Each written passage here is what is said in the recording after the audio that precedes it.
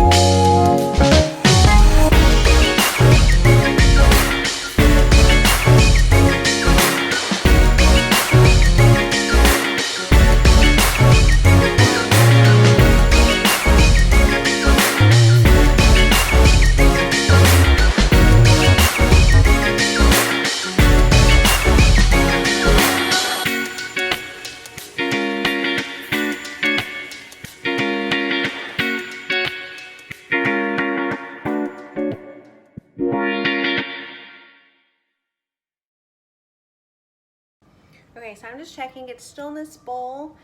It has pretty much doubled in size. And so I'm going to take it out of the bowl and I'm gonna punch it down, literally punch it down with fists and to kind of activate the yeast that I put in there and then cut it in two. So let's get that shown to you guys so you guys can see what I'm talking about. Okay, first off, I'm gonna grab the all-purpose flour and just a little bit in my hand. Maybe that's probably about a tablespoon, and I'm just gonna kind of sprinkle it onto my countertop.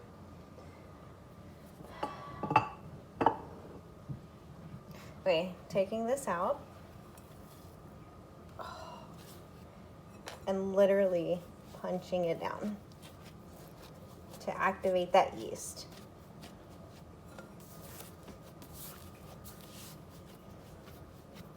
I just kind of fold it into halves and then round it out again.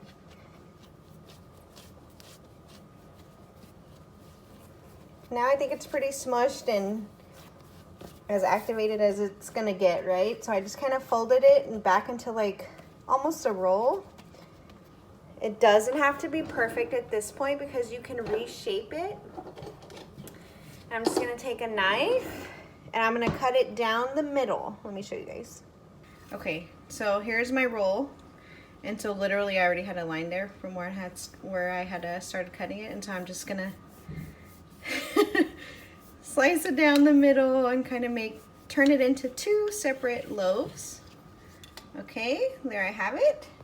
And so I'm just gonna separate them out. And then I'm just gonna put them into the shape of a roll by folding that edge that was cut. I'm just folding it under, like so, okay? I'm just kind of shaping it long ways. And so now I've got two rolls. The two rolls are there. And so I'm just gonna take my knife. You don't have to do this, but I just like the way it comes out when it's done. But I just lightly score it.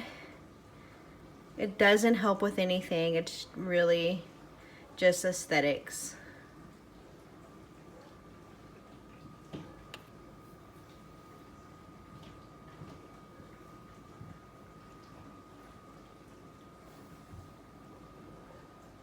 Okay, there we have it. I'm going to take my bread pans, the ones that I had already oiled earlier, and I'm just going to place them in there.